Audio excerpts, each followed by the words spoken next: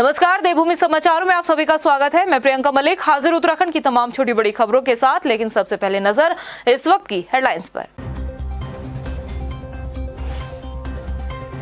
खरसाली से यमुनोत्री धाम तक रोपवे निर्माण का रास्ता साफ, आएगी 167 करोड़ की लागत। परियोजना के लिए एमओयू पर साइन।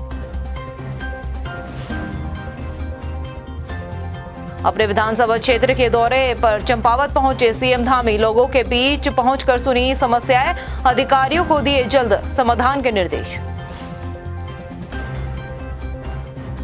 सूबे में डॉक्टरों की कमी दूर करने का फिर दिया स्वास्थ्य मंत्री ने आश्वासन। हल्द्वानी में संवाद कार्यक्रम में बोले, स्वास्थ्य के क्षेत्र में लोगों को मिलेगी बेहतर सुविधाएं। चारधाम यात्रा की तैयारियों में जुटा पुलिस महकमा, 6 कंपनियों के जवानों को दिया जाएगा प्रशिक्षण। यात्रा मार्गों पर होगी तैनाती।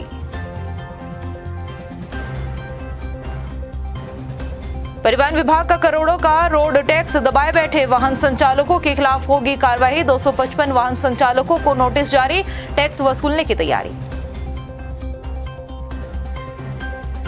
हेडलाइंस के बाद बुलेटिन में खबरें विस्तार से। जानकी चट्टी खरसाली से यमुनोत्री धाम तक रोपवे निर्माण का रास्ता साफ हो चुका है। गुरुवार को मुख्यमंत्री कार्यालय में यमुनोत्री धाम रोपवे परियोजना के लिए एमओयू साइन किया गया है। पर्यटन मंत्री सतपाल महाराज ने बताया कि पर्यटन विभाग, निजी निर्माण कंपनी एसआरएम इंजीनियरिंग एवं एफआईएल इंडस्ट्री के बीच एमओयू साइन किया गया है। जानकी चट्टी खरसाली से यमुनोत्री धाम तक रोपवे परियोजना को पीपीपी मोड में बनाया जाएगा। रोपवे की लंबाई करीब 3.38 किलोमीटर होगी, जो कि 167 करोड़ की लागत आएगी। प्रसिद्ध 4 धामों में से एक यमुनोत्री धाम के लिए रोपवे परियोजना का अनुबंध किया गया है। जानकी चट्टी खरसाली से यमुनोत्री धाम तक रोपवे परियोजना पीपीपी मोड पर विकसित इसको किया जा रहा है। इसकी लंबाई 3.38 किलोमीटर्स है और इसकी अनुमानित लागत जो है 167 करोड़ रुपए है। इसके साथ साथ इस रोपवे परियोजना का निर्माण Messrs SRM engineering and fill industry limited द्वारा किया जाएगा। इसमें प्रत्येक घंटे 500 व्यक्ति जो है जा पाएंगे और आपकी जो 5.5 किलोमीटर की जो यात्रा है वो 15-20 मिनट के अंदर पूरी हो जाएगी। ये हमारे लिए बहुत ही गौरव की बात है कि सबसे कठिन यात्रा को अब सरल किया जा रहा है। अपने विधानसभा चंपावत दौरे पर पहुंचे मुख्यमंत्री पुष्कर सिंह धामी ने टनकपुर पहुंचकर लोगों से मुलाकात की है। इस दौरान लोगों ने सीएम धामी से अपनी समस्याओं के बारे में भी बताया, जिसके बाद सीएम ने उन्हें समाधान का आश्वासन भी दिया है। उधम सिंह नगर पहुंचे मुख्यमंत्री पुष्कर सिंह धामी का राधा स्वामी सत्संग घर में छात्र छात्राओं ने भव्य स्वागत किया है। इस मौके पर नकल विरोधी कानून पारित करने को लेकर सभी छात्र छात्राओं ने सीएम पुष्कर सिंह धामी का आभार भी जताया। इसके साथ ही सीएम धामी ने कहा कि धामी सरकार जो है वो नकल विरोधी कानून के साथ ही सभी दोषियों के खिलाफ भी सख्त कार्रवाई करेगी और युवाओं के साथ न्याय किया जाएगा।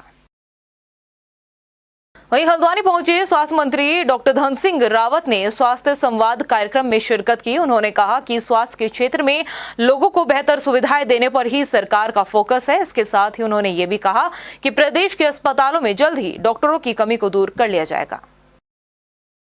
उत्तराखंड कांग्रेस में अंदरूनी कलह कोई नई बात तो नहीं है, मगर यहां वरिष्ठ नेता ही आपस में एक दूसरे पर सवाल और जवाब करते हुए नजर आ रहे हैं और उसकी वजह है एआईसीसी की लिस्ट, जिस पर प्रीतम सिंह पहले ही दिन से सवाल उठा रहे हैं। तो वहीं प्रदेश अध्यक्ष करण माहरा ने भी उनके सवालों के तीखे जवाब देकर आग में घी डालने जैसा काम कर दिया है और अब भाजपा कांग्रेस में मचे इस घमासान पर चुटकी लेती हुई नजर आ रही है। ये रिपोर्ट देखिए। उत्तराखंड कांग्रेस में सब कुछ ऑल इज वेल नहीं है, या यूं कहें कि कांग्रेस पार्टी में अंदरूनी कलह एक आम सी बात हो गई है।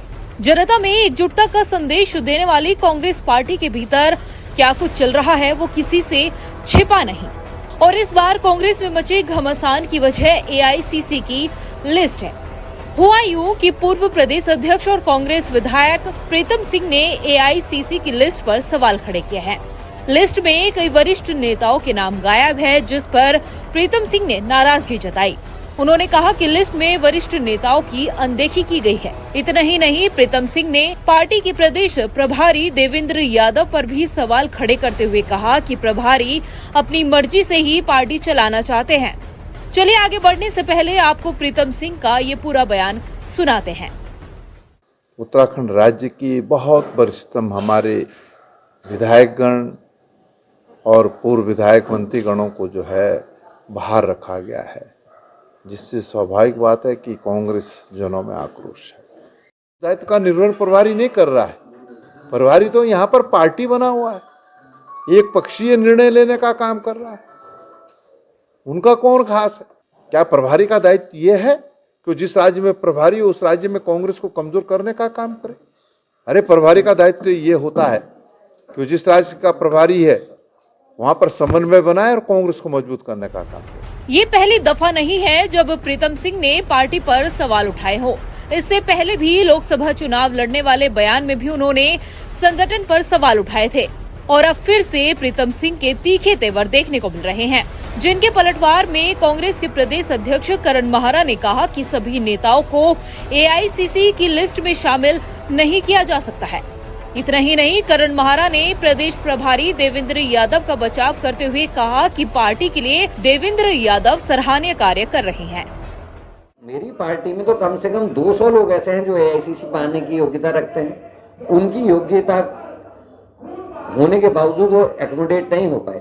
मेरे को अफसोस है नवप्रभात जी का, मुझे अफसोस है गोविंद सिंह गुंजवाल जी का, मुझे अफसोस है कई सीनियर्स का। यहाँ पर सूरवीर सिंह सरजमान जी हैं, इतने वरिष्ठ हैं, आप मेन उसमें नहीं रहे, तो ये है। लेकिन मुझे ये भरोसा है कि हाईकमान निश्चित ही इन सीनियर्स का, इनके अनुभव का लाभ लेने के लिए इनको महत्वपूर्ण भूमिकाओं में जिम्मेदारियां देंगे और आने वाले समय में कांग्रेस को ताकत देने का काम ये सारे सीनियर्स करेंगे। वहीं भाजपा कांग्रेस में मचे इस घमासान पर चुटकी लेते हुए कह रही है कि कांग्रेस में ये अभी सिर्फ ट्रेलर देखा गया है, अभी बड़े फूट की तैयारी कांग्रेस में चल रही है। जिस प्रकार के सार्वजनिक बयान उभर करके आए और जिस तरह से बगावत के तेवर दिख रहे हैं, उसमें लग रहा है कि कांग्रेस के अंदर पूरी तरह से फूट हो चुकी है, कांग्रेस टूट चुकी है और आने वाले समय के लिए उनके पास कोई मुद्दा नहीं है, मुद्दा विहीन आज कांग्रेस हो गई है। कांग्रेस में मचे इस घमासान को लेकर कई सवाल उठ रहे हैं, मगर सवाल ये है कि अगर कांग्रेस के नेता ऐसे ही आपस में लड़ते रहेंगे तो पार्टी आगे कैसे बढ़ेगी? क्या कांग्रेस का सत्ता में आने का ख्वाब ही रह जाएगा? क्या उत्तराखंड कांग्रेस को विपक्ष से ज्यादा अपने ही नेता नुकसान पहुंचा रहे हैं? क्या प्रीतम सिंह की ये नाराजगी किसी बड़े फूट की तैयारी तो नहीं? क्या नेताओं की ये नाराजगी 2024 के लोकसभा चुनाव में पार्टी के लिए हार की वजह तो नहीं बनेगी? टाइम टीवी के लिए देहरादून से सुशांत सिंह की रिपोर्ट। टिहरी में घनसाली विकासखंड भिलंगना में मुख्यमंत्री अंत्योदय निःशुल्क गैस रिफिल योजना की शुरुआत हो चुकी है।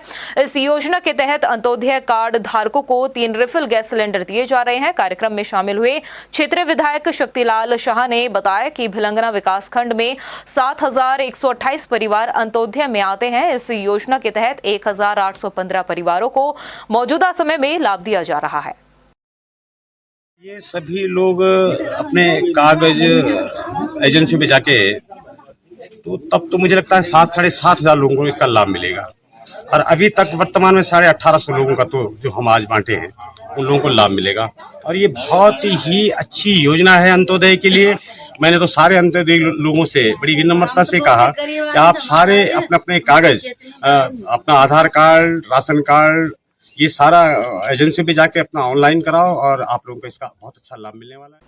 अल्मोड़ा जिला शिक्षा अधिकारी का पत्र सामने आया है, जिसको लेकर सूबे की राजनीति गर्मा चुकी है। दरअसल अखिल भारतीय विद्यार्थी परिषद के एक कार्यक्रम में कक्षा 11वीं और 9वीं के छात्रों को शिरकत करने के लिए लिखे गए इस अल्मोड़ा जिला मुख्य शिक्षा अधिकारी के पत्र के बाद से ही कांग्रेस सिस्टम पर सवाल उठा रही है।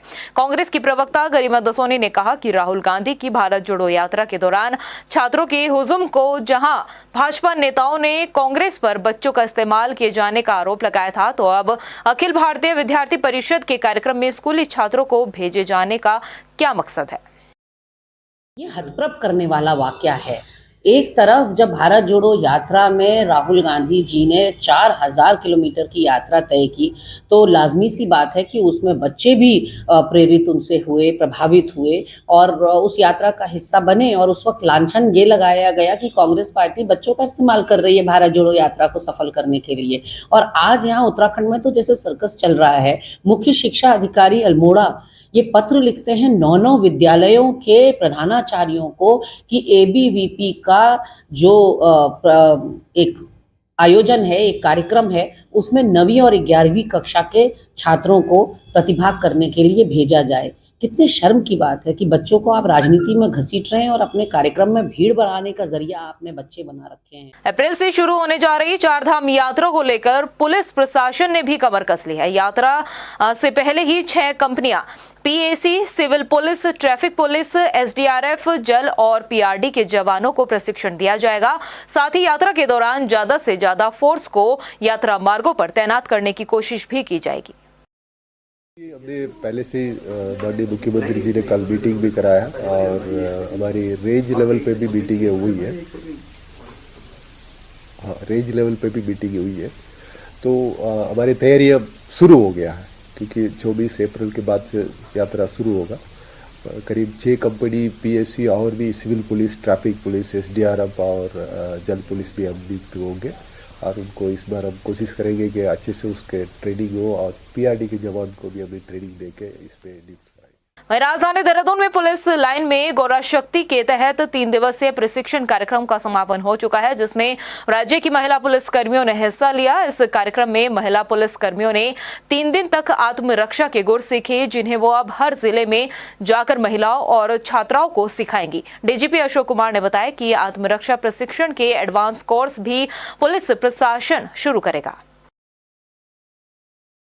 लड़कियां हैं, वर्किंग वुमेन हैं, कॉलेज गोइंग गर्ल्स हैं, जो ट्यूशन जाते हैं, जिनको लगता है कि उनके सेल्फ डिफेंस की ज़रूरत है, उन सबको ओपन टू ऑल होगा, ये फ्री ऑफ कॉस्ट होगा और हर पुलिस लाइन में कराया जाएगा मार्च में। वहीं परिवहन विभाग का करोड़ों रुपए का रोड टैक्स दबाए बैठे वाहन संचालकों के खिलाफ अब विभागीय अधिकारियों ने कार्रवाई शुरू कर दी है। आरटीओ शैलेश तिवारी ने बताया कि जिन संचालकों ने अभी तक टैक्स जमा नहीं किया है, उनको चिन्हित कर नोटिस जारी कर दिया गया है। ऐसे वाहन संचालकों की संख्या 255 है। इसके अलावा देहरादून, हरिद्वार, विकासनगर, रुड़की, ऋषिकेश, टिहरी और उत्तरकाशी के दफ्तरों में 200 बड़े बकायेदारों की लिस्ट भी चस्पा कर दी गई है। हमारे यहाँ जो वाहन चालक समय पर टैक्स जमा नहीं कर पाते हैं, तो वो उनके जो टैक्स की रिपोर्ट होती है वो बकाये में चली जाती है। और ऐसे बकाया वाहन जो हमारे हैं, उनके लिए हम उनको नोटिस जारी करते हैं, उनका इन्फोर्समेंट भी करते हैं, मार्ग पे हम उनकी गाड़ियों पर चालान भी करते हैं, सीज भी करते हैं। तो अभी हम लोगों ने क्या किया है कि अभी हम लोगों ने 255 वाहन चालकों को विगत 2 महीने में हमने नोटिस जारी किया है। उनको बोला गया है कि टाइम पर आकर के आप अपनी गाड़ी का टैक्स जमा करवा दो, अन्यथा प्रवर्तन कार्रवाई की जाएगी। फिर नोटिस के साथ साथ हम आरसी भी भेजते हैं। खटीमा में पुरानी तहसील कार्यालय में पटवारी गायब रहते हैं, जिस वजह से ग्रामीण सरकारी योजना का लाभ नहीं उठा पा रहे हैं। दूरस्थ क्षेत्र से पुरानी तहसील पहुंचे बुजुर्ग ने बताया कि वो पिछले 6 महीने से अपनी वृद्धा पेंशन रिन्यू करवाने के लिए पटवारी कार्यालय का चक्कर लगा रहे हैं, लेकिन पटवारी से उनकी मुलाकात अभी तक नहीं हो पाई। कर्मचारी इधर उधर चक्कर कटा रहे हैं। वहीं जिलाधिकारी अब पटवारी को कार्यालय के बाहर नाम और ग्राम सभा का नाम मेंशन करने का फरमान दे रहे हैं। वृद्धावस्था की पेंशन हमारी रुक गई है, वो रिन्यू कराने के लिए आए थे। पटवारी हमारे कोई कभी मिलते ही नहीं है। नेम प्लेट होनी चाहिए ऑफिस में। कहाँ पर हम तो बहुत जगह बैठ गए, 6 महीने से हमारी वृद्धावस्था पेंशन नहीं आ रही। पटवारी और कानूनी लोगों की जो ऑफिस हैं और उनके जो रेजिडेंशियल अकोमोडेशन हैं वो अभी नए बन रहे हैं। उसके लिए अभी टेंडर भी हो चुके हैं और निर्माण कार्य प्रारंभ हो चुका है। लेकिन क्योंकि वो अभी पुरानी तहसील में इनके जो पुराने ऑफिस उसमें रह रहे हैं, उसमें इतनी अच्छी व्यवस्था है नहीं, फिर भी हम उनको निर्देशित कर देंगे कि चिट वगैरह लगा दें, कौन सा पटवारी कौन सा कानून किस चीज़ का, ताकि लोगों को इससे परेशानी का सामना ना। हल्द्वानी उप जिला कारागार में बंद कैदियों को हुनरमंद बनाया जा रहा है। जेल में बंद 69 महिला कैदियों को महिला आयोग उनकी क्षमता के अनुसार हुनर सिखा रही है। राज्य महिला आयोग की उपाध्यक्ष ज्योति शाह मिश्रा ने बताया कि पहले चरण में महिला कैदियों को प्रशिक्षण दिया जा रहा है। होली पर्व के मौके पर महिला कैदी आकर्षक चूड़िया के साथ प्राकृतिक तरीकों से हर्बल रंग साज सज्जा के सामान भी बना रही है। इस पहल से जेल प्रशासन ने कहा कि हुनर सीखकर कैदी जेल से रिहा होने के बाद अपनी आजीविका से भी जुड़ सकते हैं। महिला आयोग की उपाध्यक्ष श्रीमती ज्योति शाह मिश्रा जी के एनजीओ के द्वारा हमारी कारागार में निरुद्ध महिला बंदियों को होली के समय जो रंग उपयोग में लाए जाते हैं उनको तैयार करने में सहयोग किया जा रहा है। रॉ मटेरियल उन्हीं के द्वारा दिया जाएगा और जो तैयार प्रोडक्ट होगा उसे बाहर मार्केट में वो सेल करेंगे, जिससे बंदियों को धन उपार्जन होगा और इनका जीवन अच्छा होगा। जैसा कि आप देख रहे हैं कि यहाँ हमारे जेलर साहब हमें अच्छी फैसिलिटीज़ दे रहे हैं। हम सीख रहे हैं यहाँ पे कड़े बनाना, पॉम पॉम वगैरह, होली के कलर्स, हमें काफ़ी अच्छी फैसिलिटीज़ मिल रही है और हम अच्छे से रह रहे हैं। और हमारे जेलर साहब ने हमारा बड़ा सहयोग कर रखा है, अधीक्षक साहब ने, और बहुत अच्छे से हमारे को हर चीज़ की फैसिलिटीज़ मिलती है। कलर बना रहे हैं हम यहाँ पे, पॉम पॉम्स है, काफ़ी अच्छे काम कर रहे हैं, सिलाई है, कढ़ाई है, ब्यूटिशियन का भी काम कर रहे हैं। बॉलीवुड एक्टर अक्षय कुमार की फिल्म स्पेशल 26 तो आप सभी को जरूर याद होगी। उस फिल्म में दिखाया गया था कि कैसे सीबीआई की नकली टीम कई व्यापारियों के घर पर रेड डालती है और लोगों को चकमा देकर फरार भी हो जाती है। अब उस फिल्म की स्क्रिप्ट पर्दे के पीछे तक ही नहीं रही, बल्कि कुछ आरोपी असल जिंदगी में भी फिल्म स्पेशल 26 की तरह फर्जी इनकम टैक्स अधिकारी बनकर लोगों को ठगी का शिकार बना रहे हैं। ऐसा ही मामला रुड़की से सामने आया है। ये रिपोर्ट देखिए। फिल्म स्पेशल 26 तो आप सभी ने देखी होगी। जिस तरह से उस फिल्म में सीबीआई की नकली टीम कई व्यापारियों के घरों पर रेड डालती है, ठीक उसी तरह का वाकया असल जिंदगी में सामने आया है। फर्क इतना है कि फिल्म में तो नकली सीबीआई टीम थी और असल जिंदगी में फर्जी इनकम टैक्स अधिकारी के लोग आधम के और लाखों की नकदी, जेवरात समेत कीमती सामानों पर हाथ फेर गए, मगर आरोपी धर दबोचे गए।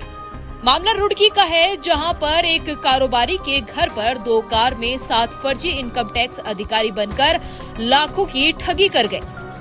पूरे फिल्मी अंदाज में आरोपी आए, खुद को अधिकारी बताते हुए परिवार के लोगों के मोबाइल जब्त किए और घर की तलाशी की गई। तलाशी के दौरान एक बैग में 20 लाख की नकदी मिली थी। वह बैग को लेकर फिर आने की बात कहकर फरार हो गए। कारोबारी को शक हुआ, जिसके बाद इनकम टैक्स कार्यालय में छापेमारी की जानकारी ली गई तो पता चला कि कोई रेड नहीं डाली गई है। जिसके बाद कारोबारी की शिकायत पर पुलिस हरकत में आई और सीसीटीवी फुटेज समेत छानबीन कर ठगी करने वाले गिरोह के सरगना समेत 2 बदमाशों को पुलिस ने गिरफ्तार कर लिया। पुलिस ने दोनों आरोपी के पास से 1 कार, 2.5 लाख की नकदी समेत अन्य सामान बरामद किए हैं। गिरोह के 5 बदमाश अभी भी फरार बताए जा रहे हैं, जिनकी तलाश जारी है। फिल्मी अंदाज में लोगों को अपने जाल में फंसाना, ठगी का शिकार बनाने जैसे ये कोई पहला मामला नहीं देखा गया।